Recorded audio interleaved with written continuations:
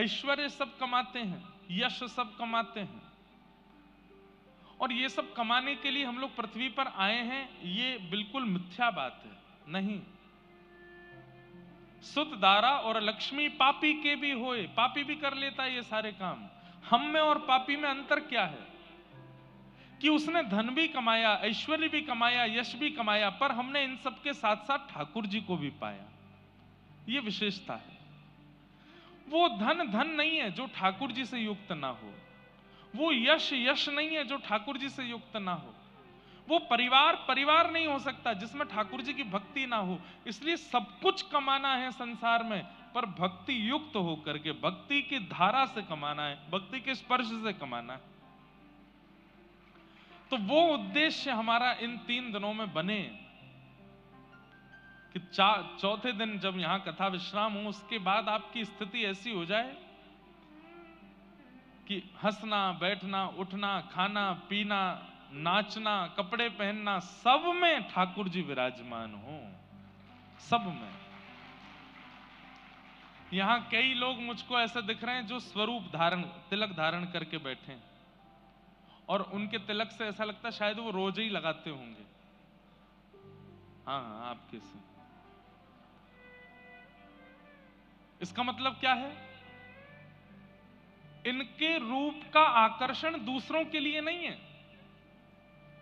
जिनको अपने रूप का आकर्षण करना होता है वो दुनिया भर के पलस्तर अपने मुख पर लगाते हैं, लेकिन जिनको ठाकुर जी को आकर्षित करना होता है वो तिलक नित्य लगाते हैं, नित्य धारण करते हैं। जैसे हमारी माताएं बहनें, और अब माताएं बहनों तक कहां रहे, अब तो भाई लोग भी खूब श्रृंगार करते हैं अपना। भाइयों के भी मेकअप होते हैं, पहले नहीं होते थे, अब होने लग गए। तो उसके पीछे कारण क्या है? किसी का आकर्षण, किसी को अपनी ओर आकर्षित करना है, इसलिए करते हैं। ठीक वैसे ही चाहे ये लाल श्री हो, चाहे ये सफेद पासा हो, चाहे व्रज रज हो, चाहे पीला चंदन हो, जैसे ही आप ये धारण करते हो ना, इससे और कोई आकर्षित नहीं होता, ठाकुर जी आकर्षित होते हैं, ठाकुर जी समीप आने का भाव बनाते हैं। जब कोई तिलक लगा करके अपने घर से निकलता है, तो जैसे कोई मेकअप करके श्रृंगार करके निकलता है, तो रूप के आकर्षक लोग उसको देखते हैं, ओहो इसका रूप देखो कितना सुंदर, कितना गोरा, कितना आकर्षक। ठीक वैसे ही तिलक स्वरूप लगा करके जब व्यक्ति निकलता है तो ठाकुर जी उसको देखते हैं। अरे हम कह रहे हैं 24 घंटा में वो एक बार भी अगर हमको देख लेते हैं तो कितनी बड़ी कृपा है। जो व्यक्ति नित्य तिलक लगाता है, ठाकुर जी उसको एक बार तो जरूर देखते हैं, कैसा लग रहा है, कितना सुंदर है। तिलक स्वरूप धारण करे, उसमें भी फिर धोती पहन ले, शिखा रख ले, आचार विचार की शुद्धि कर ले, तो ये समझो कि 24 घंटा में 2-4 घंटा में ठाकुर जी देख ही लेते हैं एक बार तो। ये मेरो है या को ध्यान मुंह रखनो है। तो स्वरूप किस लिए? ठाकुर जी के लिए। वस्त्र आवरण किसके लिए? ठाकुर जी के लिए। अरे प्रसाद भी बन रहा है घर में तो वो भी ठाकुर जी के लिए, ठाकुर जी की प्रसन्नता के लिए। ये सब हमारी परिस्थितियां, स्थितियां, सब में ठाकुर जी विराजमान हो जाएं, ये हमारा उद्देश्य हो जाए, इसके लिए हम ये 3 दिन की चर्चा करेंगे। और इस 3 दिन की चर्चा में हम ठाकुर जी की लीला नहीं सुनेंगे, ठाकुर जी के भक्तों के चरित्र सुनेंगे। क्यों? अगर मैं ठाकुर जी का चरित्र सुनाऊंगा तो ठाकुर जी का प्रभाव आपको पता चलेगा, लेकिन ठाकुर जी के भक्तों के चरित्र आप सुनोगे तो ठाकुर जी का स्वभाव आपको पता चलेगा कि स्वभाव कैसा है। प्रभाव से तो सब वाकिफ हैं। नख पे धार लियो गिरिराज नाम, गिरधारी पायो है, सबको प्रभाव पता है। शांताकारम भुजग शयनम पद्मनाभम सुरेशम विश्वाधारम गगन सदृशम वेद वर्णम शुभांगम लक्ष्मीकांतम कमल नयनम योग ध्यान गम्यम वंदे विष्णुम भव भयहरम सर्वलोकैकनाथम। प्रभाव सबको पता है, लेकिन उन प्रभावशाली कृष्ण का, नारायण का, राम का स्वभाव कैसा है, ये तो भक्त चरित्र से ही पता चलेगा। उनका स्वभाव कैसा।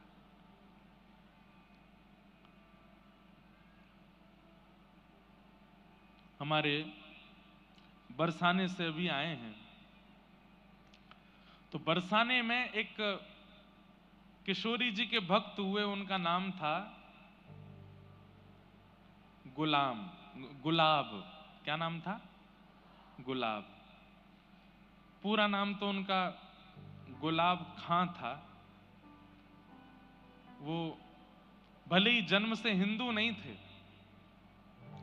लेकिन उन पर बहुत बड़ी कृपा ये हो गई कि उनका जन्म बरसाने में हुआ। बहुत ध्यान से सुनिएगा सब लोग, बरसाने में जन्म हुआ। आज भी पीली पोखर के पास में उनकी समाधि है, उनका चबूतरा है गुलाब खां का। बहुत ध्यान से सुनिए सब लोग, इधर देखो। तो उनके ऊपर कृपा ये हो गई कि वो ब्रज में जन्मे थे। भले ही जन्म उनका हिंदू परिवार में नहीं हुआ, लेकिन ब्रज में जन्मे, और ब्रज में भी बरसाने में जन्मे। ब्रज में जन्म होना बहुत बड़ी बात है। फिर ब्रज में भी गोवर्धन, नंदगाम, बरसाना, वृंदावन, गोकुल में जन्म होना बहुत बड़ी बात है। उसमें भी श्री बरसाना धाम में किशोरी जी के चरणों में जन्म लेना, ये और भी बड़ी बात है। हमारे हरिराम व्यास जी कहते हैं, स्वर दे दो थोड़ा सा। किशोरी तोरे चरणन की रज पाऊं, किशोरी तोरे चरणन की रज, जारज को ब्रह्मादिक तर सत, जारज को ब्रह्मादिक तर सत, सूरज शीश चढ़ाऊं,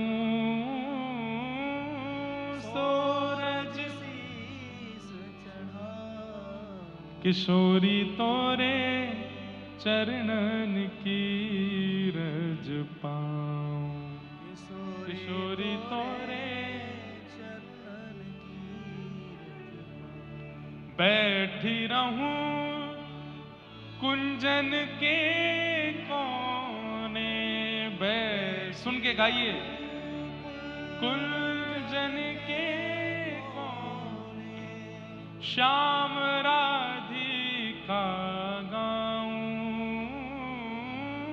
श्याम राधिका गाऊं, किशोरी तोरे चरणन की रज पाऊं, किशोरी तोरे चरणन की रज पाऊं, व्यास स्वामिनी की छवि निरखत, व्यास स्वामिनी की छवि निरखत, विमल विमल यश गाऊं, विमल विमल यश गाऊं, हे किशोरी तोरे चरणन की रज पाऊं, किशोरी तोरे चरणन की रज। बंधुओं, श्री राधा रानी कौन है इसका बहुत विस्तार तो मैं नहीं बताऊंगा, क्योंकि इतना अवकाश भी नहीं है और इतने अधिकारी भी नहीं है कि किशोरी जी का विस्तृत चरित्र यहां कहा जाए। पर बस थोड़ा सा संक्षिप्त अगर आपको बता दूं तो ठाकुर श्री कृष्ण का प्रादुर्भाव, श्री कृष्ण का प्राकट्य सबके लिए हुआ है। गोपियों के लिए हुआ, यशोदा मैया के लिए हुआ, नंद बाबा के लिए हुआ, यमुना जी के लिए हुआ, गिरिराज जी के लिए हुआ, पांडवों के लिए हुआ, कौरवों के लिए हुआ, द्वारिका वासियों के लिए हुआ, और अंत में हमारे आप सबके लिए हुआ। हम सबके लिए ठाकुर श्री कृष्ण पधारे। पर किशोरी जी किस लिए आई हैं पृथ्वी पर? तब हमारे श्री हृदयवंश महाप्रभु कहते हैं,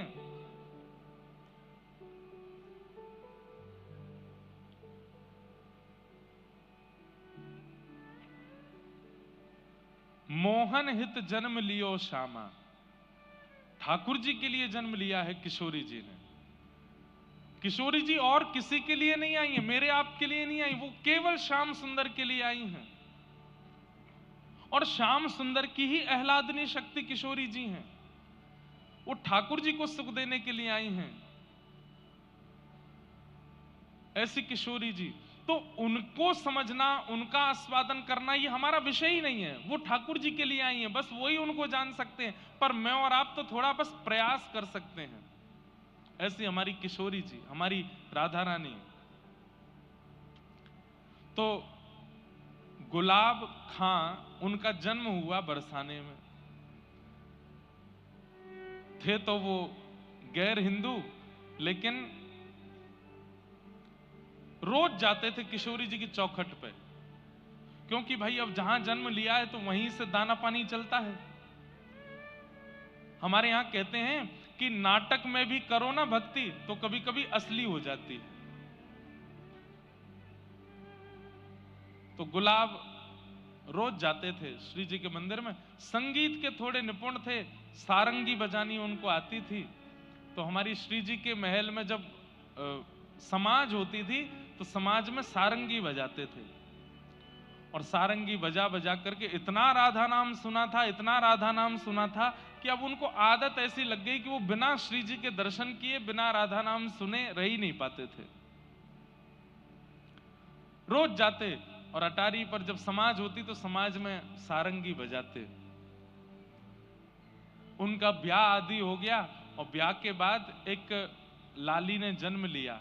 अब उसका मूल नाम तो इन्होंने कुछ भी रखा हो अपने समाज के अनुसार, लेकिन बरसाने में रहने के नाते वहां पे बरसाने में सब छोटी छोटी लालियों को राधा रानी बोलते हैं, श्यामाजू बोलते हैं, किशोरी जी बोलते हैं।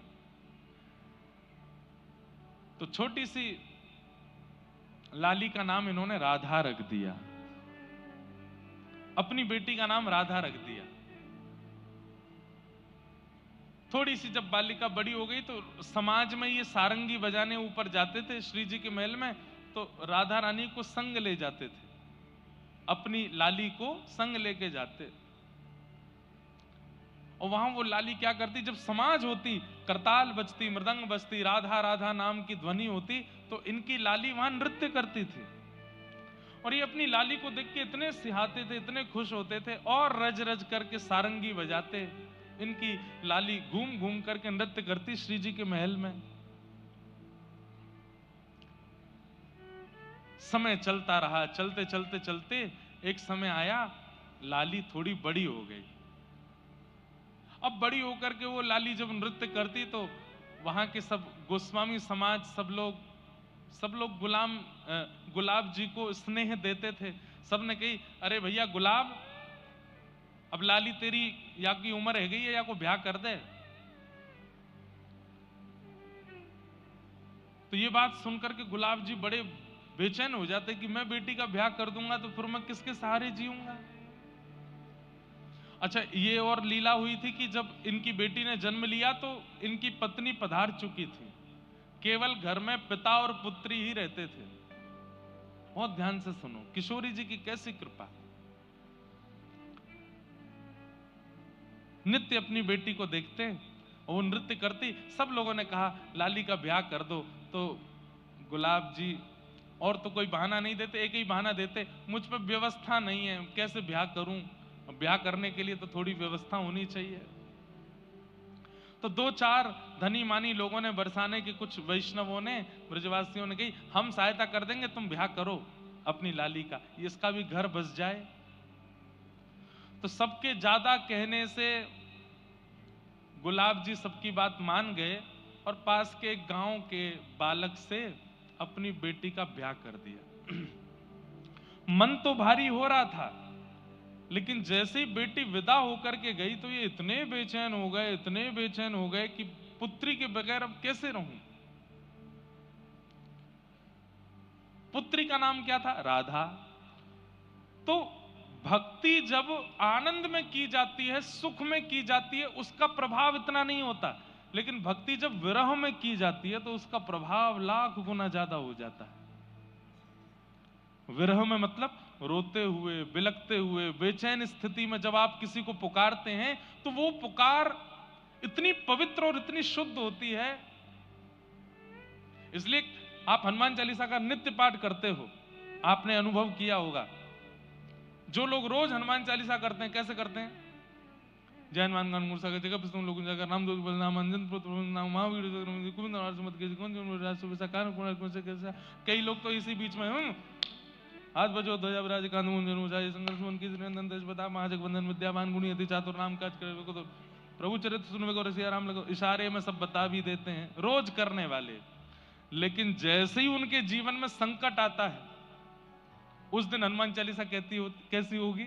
जय हनुमान ज्ञान गुण सागर जय कपीस तिहु।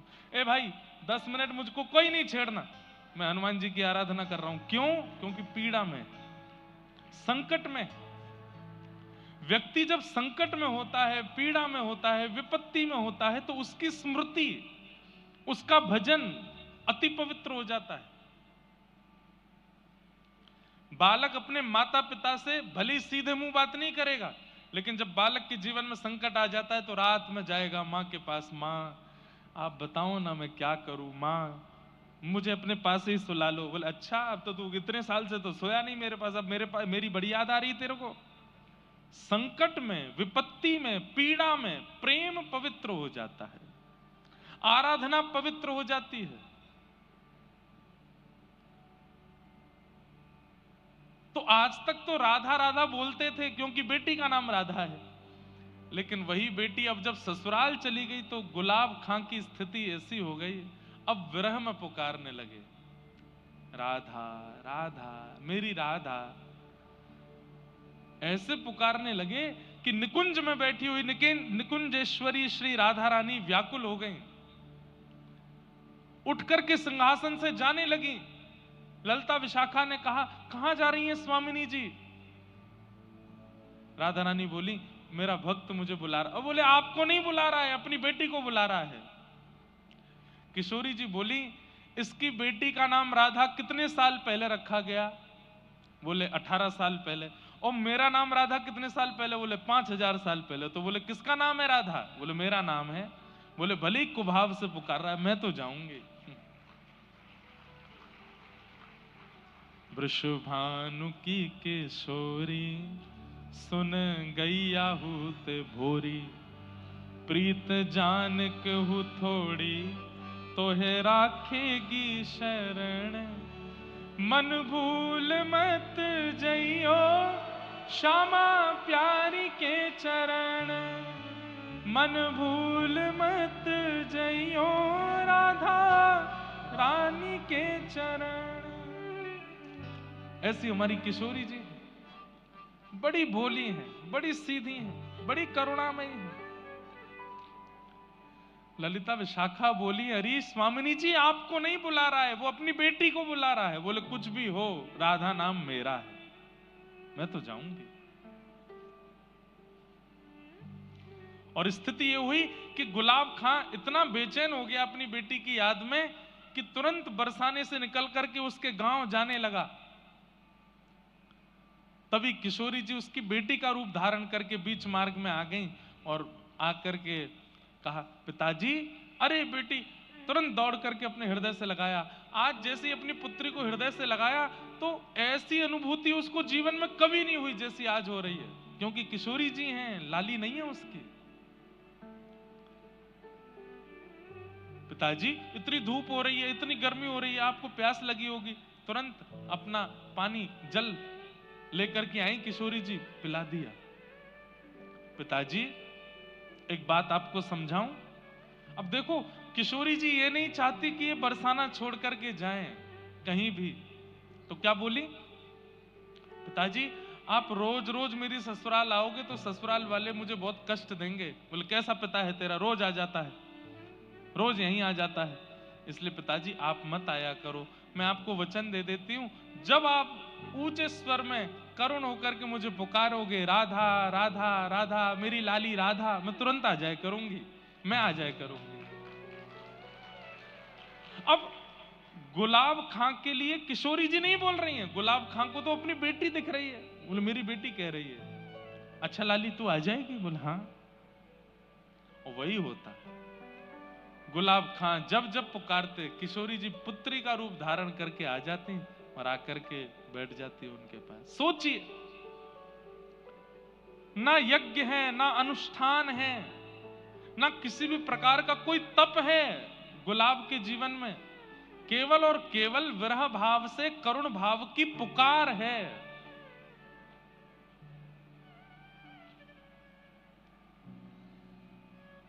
बहुत दिन निकल गए, रोते रोते पुकारते, लेकिन किशोरी जी नहीं आई।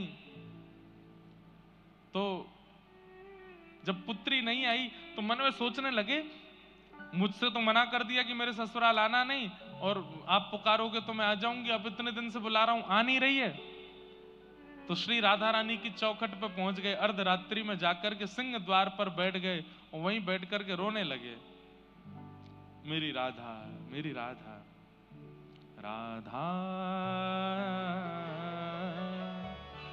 मेरी स्वामिनी राधा, राधा मेरी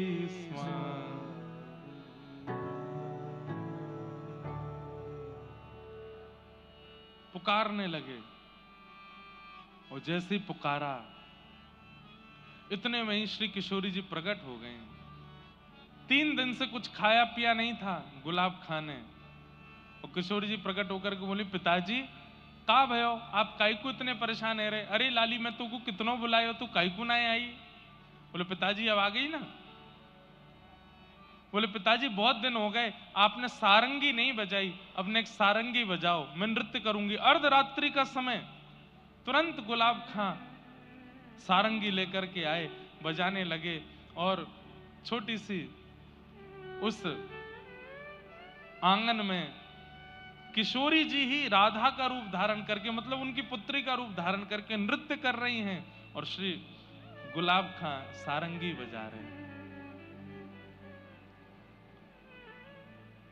हो मेरी प्यारी को नाम श्री राधे, मेरी प्यारी को नाम श्री राधे। गाइए, मेरी प्यारी को नाम श्री राधे।